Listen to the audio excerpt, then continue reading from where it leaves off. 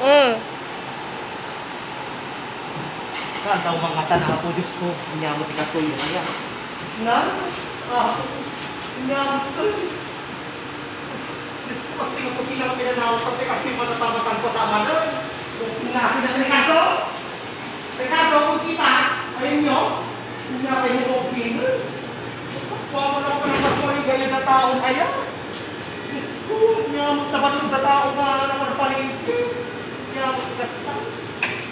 Diyos ko. Kanayon na nakastuyon, ayaw, nakasasaman ko. Tiulog di balayon, nagparang palingke, na parang nagkatangtian niya dita, tabi ipalabot ka na kayo. Magpunta kasi lahat ang ibalayo, masakto na. Anya kayo, okay. Makabanlog kayo ko. Mabambanlog ka po na mauawat yung sitwasyon mo. Anya mo, kas naman na taga-abot, kaya aramidin yung kanya ako. Hindi mo na maawatan yung sitwasyon ko na yan. Nagkahalo kayo. Nagkahalo kayo ako na yun. Ano nila pang panalong na pinasasarati mo yun? Kaya nag-update na po yung anak ko. Oo, maganda siya at nung hanggaban lang at daguseng. At natinatino titsura na sugador, sabugero, babaero, mamarta.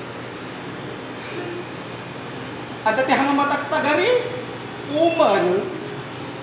At dati katungtungo mga sumungsumbat, tulan. Ayan. Diyos ko, ikasuhin yung kasasad ko. Taksultan. Taksultan.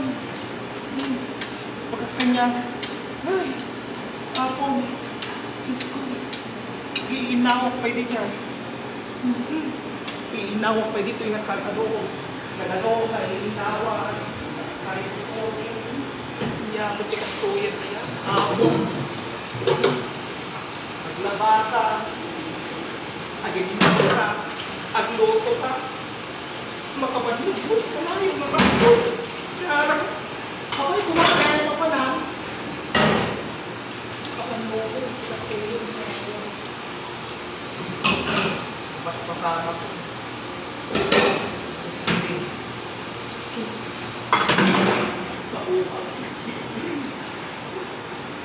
Maumag tayo kigay.